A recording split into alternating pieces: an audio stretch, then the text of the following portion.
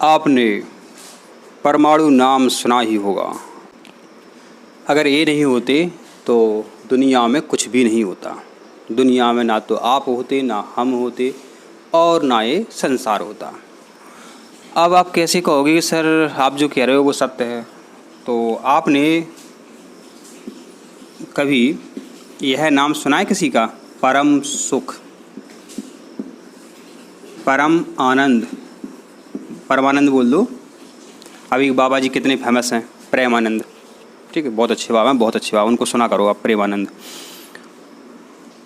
जो सुख होता है उसकी चरम अवस्था, माने उससे के बाद कोई सुख होता ही नहीं है, उसे कहेंगे हम परम सुख। उसे क्या कहेंगे? परम सुख। जो आनंद होता है उसके बाद, माने आनंद बहुत आनंद, जो आनंद की परम प्राप्ति होती है, जो लास्ट का आनंद है, उससे बड़ा कोई आनंद होता ही नहीं है, उसे बोलेंगे अपन परम आनंद। क्या बोलेंगे? परम आनंद,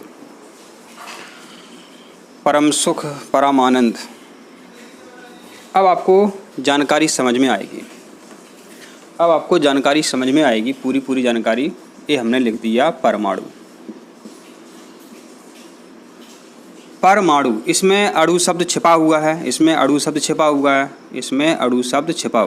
तो अणु माने जितने भी अणु हैं, चाहे अभी देख लो हाइड्रोजन का अणु हो, चाहे ऑक्सीजन का अणु हो, चाहे नाइट्रोजन का अणु हो, चाहे कार्बन का अणु हो, या जितने भी अणु हैं वो सभी किससे बने हैं? वो सभी परमाणु से बने हैं। अभी हमने बोला था कि सुख किससे बना है? सुख की एकदम शुरुआत कहाँ से होती है? उसकी परम प्राप्ति क्या है? परम सुख। क्या? परम सुख। तो अणु जहाँ से स्टार्ट होते हैं, जहाँ से अणु बनना शुरू होते हैं, या अणु किससे बने हैं? वो सब बने हैं परमाणु से। तो यहाँ पर देखिए आप, सबसे पहले अपने भारत देश में एक महर्षि उगे थे, उनका नाम था कणाद। तो महर्षि कणद, नाम लिखा है कण। तो महर्षि कणाद ने कहा था कि संसार में आपको जो कुछ भी दिखता है, जो कुछ भी दिख रहा है आपको, वो सब जो है परमाणु से मिलकर के बना है। जो कुछ भी आप हो, हम हो, पेंसिल है, किताब है, ये सब क्या है? परमाणु से मिलकर के बनी होती हैं। इनने कहा था कि परमाणु के बाद कुछ नहीं है। इसी तरह कणाद के बाद बच्चों एक आधुनिक वैज्ञानिक हो गए डाल्टन। तो डाल्टन ने भी यही कहा कि कोई भी पदार्थ है जहाँ से उसे बनने की शुरुआत होती है वो परमाणु है। माने जब लास्ट अवस्था में आप जाएंगे तो वो परमाणु है। जैसे मैंने कहा कि आप हमारा चैनल सब्सक्राइब करो, आपकी नौकरी 100% लगेगी। ये पूरा वाक्य हो गया। अब इनको आप संज्ञा में, सर्वनाम में बांटोगे, फिर उसको बांटोगे शब्द में, फिर अक्षर में, फिर वर्ण में, लास्ट में ध्वनि में। तो बाकी की इकाई क्या हुई? ध्वनि। आपका शरीर, हमारा शरीर किससे बना है? कोशिकाओं से बना है।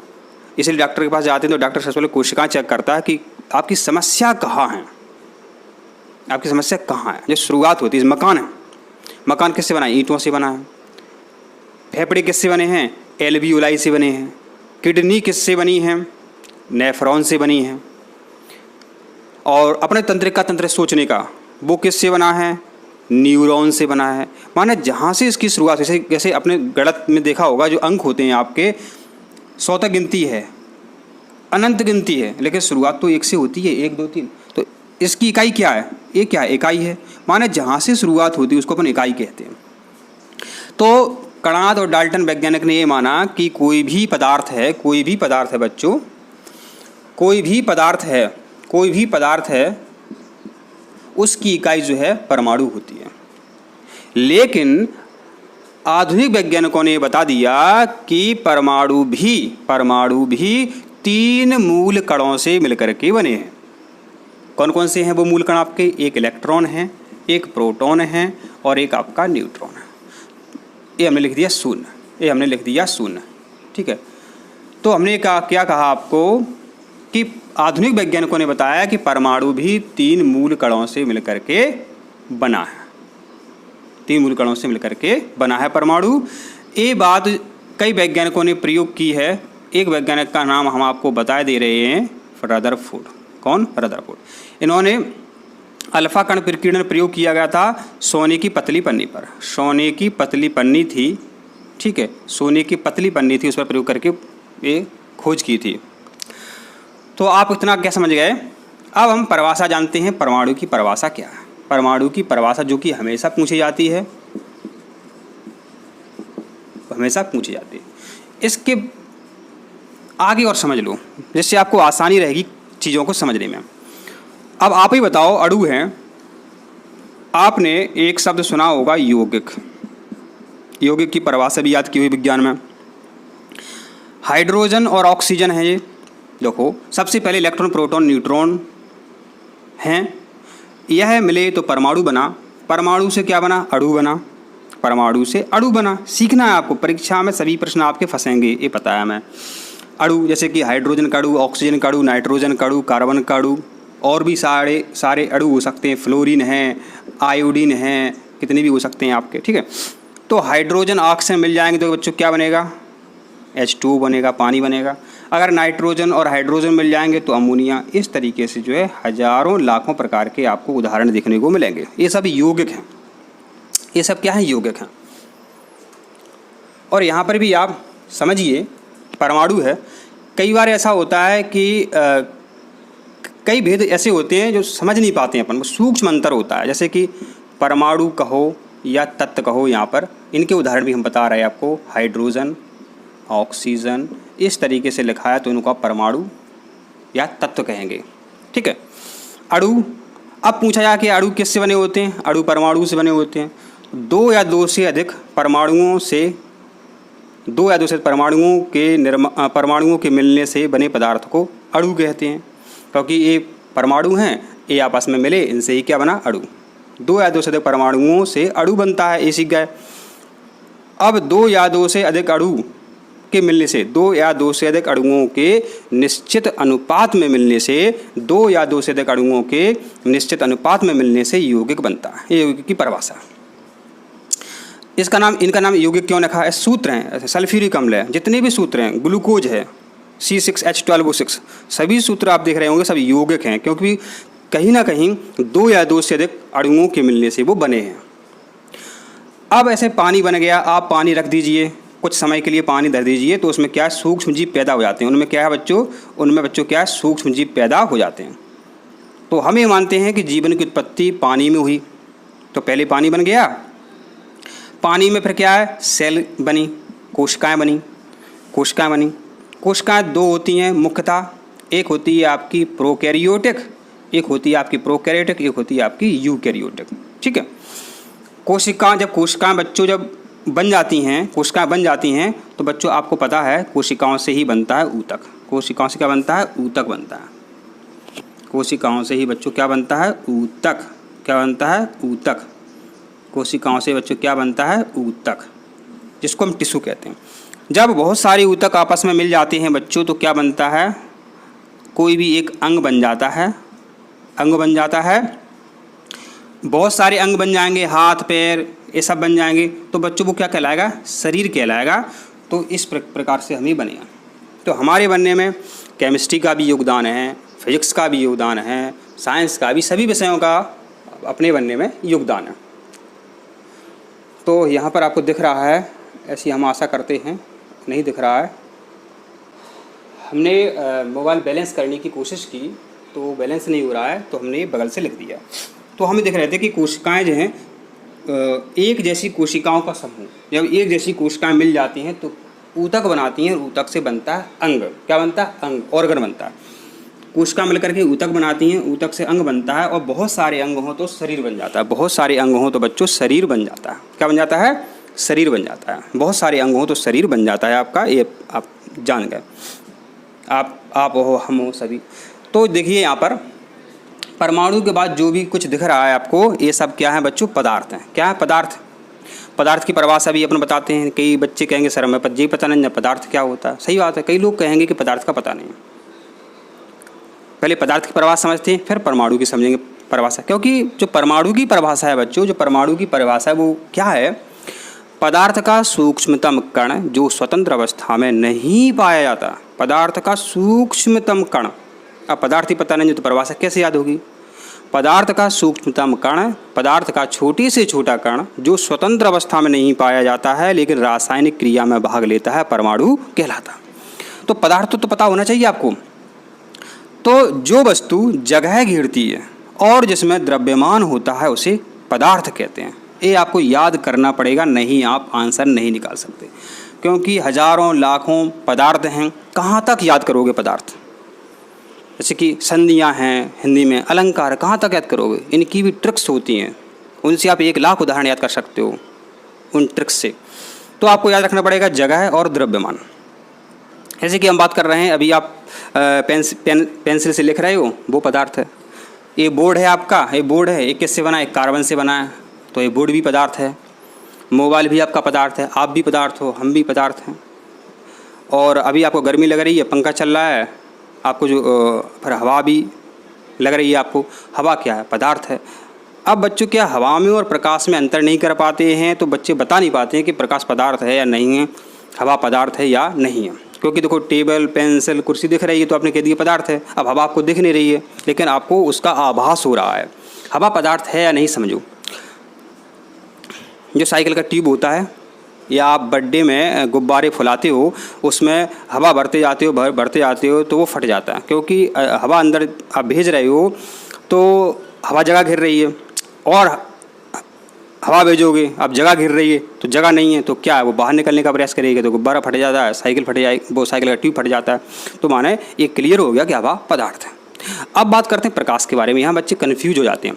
तो बच्चों एक बात समझो, एक कोई कमरा है,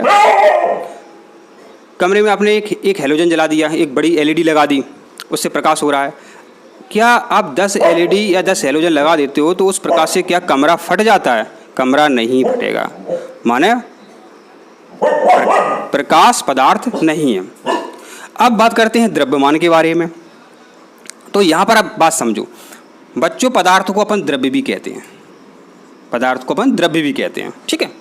तो द्रव्य की जो मात्रा होगी, द्रव्य की जो मात्रा होगी, द्रव्य की जो क्वांटिटी होगी, कुछ ना कुछ उसकी मात्रा होगी, चाहे वो अंकों में हो, चाहे वो अंकों में हो, जैसे 1 मिलीलीटर, 1 किलोग्राम, 1 ग्राम, ऐसे बोलेंगे एक अंक, या संख्या में हो, शब्दों में हो।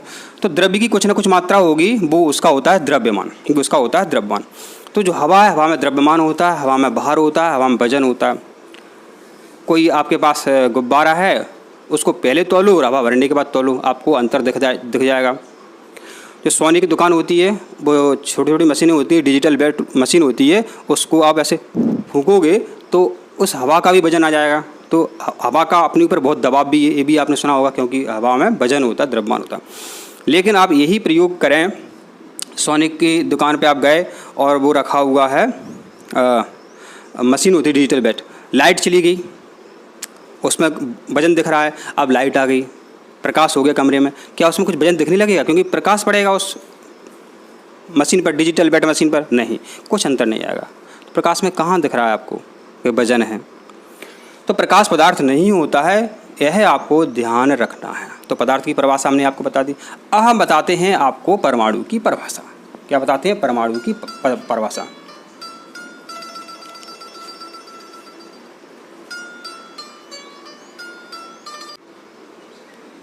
अभी फ़ोन आ गया था, तो हम बात कर रहे थे परमाणु की परिभाषा के बारे में। क्या परिभाषा है परमाणु की, वो अपन देखते हैं। परिभाषा क्या होती है? माने किसी भी व्यक्ति के गुणों का बखान करना। यह लड़का बहुत होशियार है, संस्कारी है, माता पिता की आज्ञा मानता है, गुरु की आज्ञा मानता है, ठीक है, ऐसी परिभाषा बताएंगे। या सब इंसान किसे कहते हैं? जो सबका सम्मान करे वो सब इंसान है, ठीक है। ऐसे अपनी परिभाषा अपन को देना है। तो परमाणु, पहली बात देखो, यहाँ पर इतने सारे पदार्थ हैं, इनको जब तोड़ते जाएंगे तो लास्ट में परमाणु मिलेगा। तो माना है परमाणु क्या है? इकाई है सभी पदार्थों की परमाणु इकाई है। माने कोई भी पदार्थ हो, उसको तोड़ते जाते हैं, माने सूक्ष्मतम, माने सूक्ष्म से सूक्ष्म कण प्राप्त करते हैं किसी पदार्थ का, तो वो है परमाणु। जब लास्ट में आप तोड़ते जाओगे तो वो स्वतंत्र अवस्था में नहीं रह पाएगा, वो है परमाणु, लेकिन वो फिर रासायनिक क्रिया में भाग लेगा। क्या सीखा आपने? पदार्थ का छोटे से छोटा कण होता है, स्वतंत्र अवस्था में नहीं पाया जाता। अभी क्या दिख रहे हैं आपको? नहीं दिख रहे हैं। रासायनिक क्रिया में भाग लेंगे, लेकिन रासायनिक क्रिया में भाग लेंगे। तो क्या लिखना है आपको? पदार्थ का सूक्ष्मतम कण जो स्वतंत्र अवस्था में नहीं पाया जाता है परमाणु कहलाता है। या ऐसे याद कर लो, पदार्थ का सूक्ष्मतम कण परमाणु कहलाता है, जो स्वतंत्र अवस्था में नहीं पाया जाता है लेकिन रासायनिक क्रिया में भाग लेता है परमाणु कहलाता है।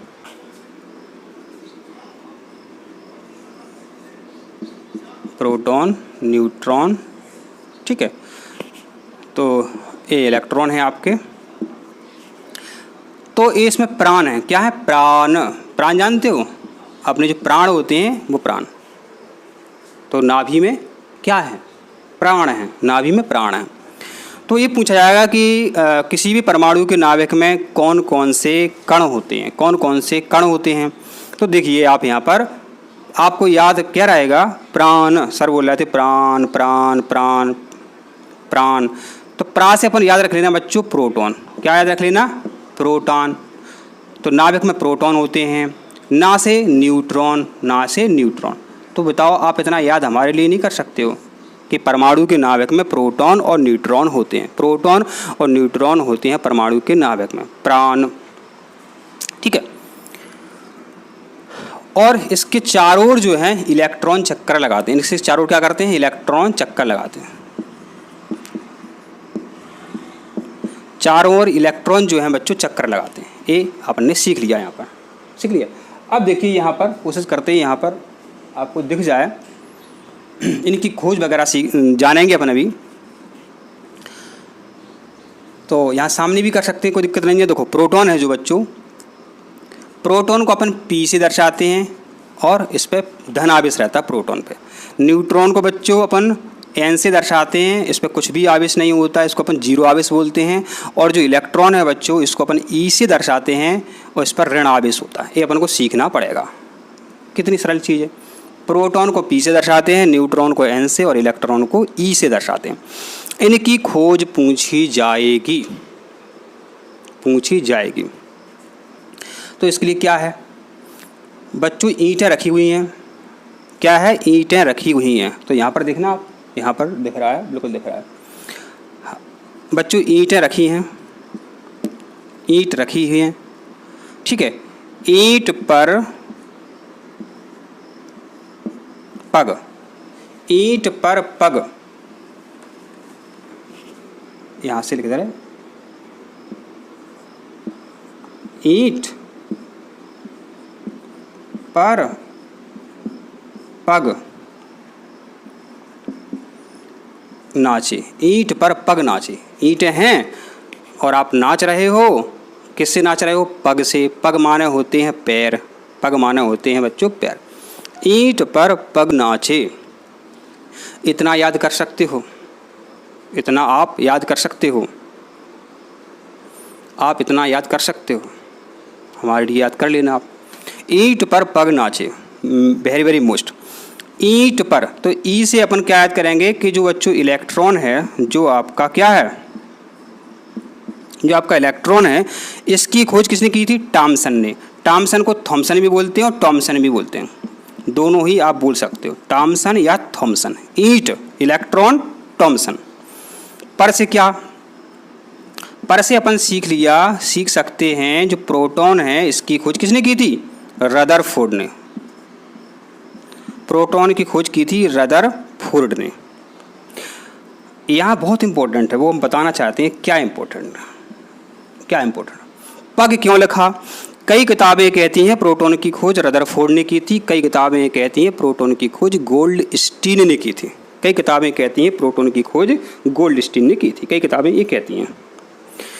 पग, पा से प्रोटॉन और गा से गोल्डस्टीन, ठीक है। तो आपको यह भी याद रखना है, वो भी हम बताएंगे कब कौन सा आंसर आपको बताना है, कब आपको कौन सा आंसर बताना है, ये भी हम आपको अभी बताएंगे।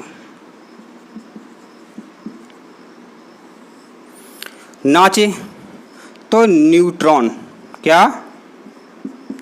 न्यूट्रॉन की खोज जेम्स चैडविक ने की थी। जेम्स चैडविक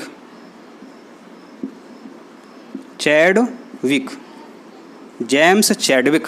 न्यूट्रॉन की चैडविक ने, प्रोटॉन की रदरफोर्ड ने। इसके अलावा ये क्या लिखा है, प्रोटॉन लिखा है, तो इसमें ही उत्तर छपा हुआ प्रोटॉन की प्रोटॉन की खोज रदरफोर्ड ने की थी। अब देखो, अगर परीक्षा में देखो बच्चों, ये तो याद कर लिया, इसमें दिक्कत आएगी। अगर ऑप्शन में बच्चों आपको गोल्डस्टीन मिलेगा तो रदरफोर्ड गलत आंसर है। अगर देखो गोल्डस्टीन नहीं दिया है, 4 ऑप्शन में आपको एक ऑप्शन में रदरफोर्ड लिखा हुआ है, तब आपका आंसर रदरफोर्ड सही होगा। अगर रदरफोर्ड और गोल्डस्टीन दोनों दिए हैं तब आपका आंसर जो है गोल्डस्टीन ही रहेगा। इन पर आप इसके बारे में चर्चा कर लेते हैं। वेरी मोस्ट इम्पोर्टेंट आप इस पर चर्चा कर लेते हैं अपन, इन पर कितना क्या आवेश है। इलेक्ट्रॉन पर बच्चों ऋण आवेश होता है, इसका मान कितना होता है 1.6 गुणित 10⁻⁻19 कूलाम, ऐसा यहाँ लिखा जाएगा, हमने क्या जगह नहीं है। प्रोटॉन की बात करें तो प्रोटॉन पर बच्चों धन आवेश होता है 1.6 गुणित 10⁻⁻19 कूलाम। न्यूट्रॉन पर शून्य आवेश होता है, 0 आवेश होता है, शून्य आवेश होता है, न्यूट्रॉन पर कोई आवेश नहीं होता। तो ये भी आपको यहाँ पर याद रखना है। जब सवाल हल करेंगे तो यहाँ आपको ऋण याद रखना पड़ेगा,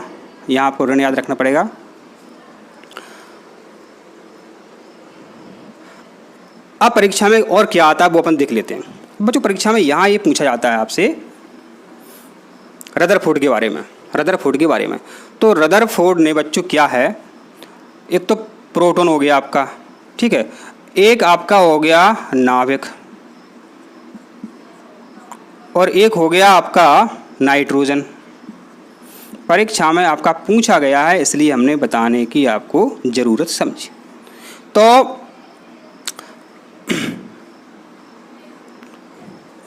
रदरफोर्ड जो हैं बच्चों, इन्होंने प्रोटॉन की खोज की, इन्होंने नाभिक की खोज की, इन्होंने नाइट्रोजन की खोज की। रदरफोर्ड ने प्रोटॉन की खोज की, नाभिक की खोज की, न्यूट्रॉन की खोज की। तो आशा करते हैं आपको बातें समझ में आई हैं। तो इस तरह से हम आपको समझाते हैं, तो आप चैनल को सब्सक्राइब ज़रूर करें, और कोई जानकारी चाहिए तो आप कमेंट करके भी पूछ सकते हैं। तो यहाँ एक चीज़ और आपको बतानी है, यहाँ आपको थोड़ी सी जानकारी और बतानी है, वीडियो समाप्त है। अभी हमने सी लिखा, सी माना होता है बच्चों कूलाम, सी माना होता है कूलाम। कूलाम क्या है बच्चों, आवेश की इकाई है। कूलाम क्या है, आवेश की इकाई है। कूलाम क्या है, आवेश की इकाई है। कूलाम क्या है, आवेश की इकाई है, ठीक है। आवेश की इकाई, इसको अपन क्यू से भी दर्शाते हैं, क्यू बराबर होता है बच्चों IT, ठीक है। तो ये आपको याद रखना है, ठीक है, ये आपको याद रखना है, ठीक है, और याद रखना है आपको। धन्यवाद आप सभी को वीडियो देखने के लिए।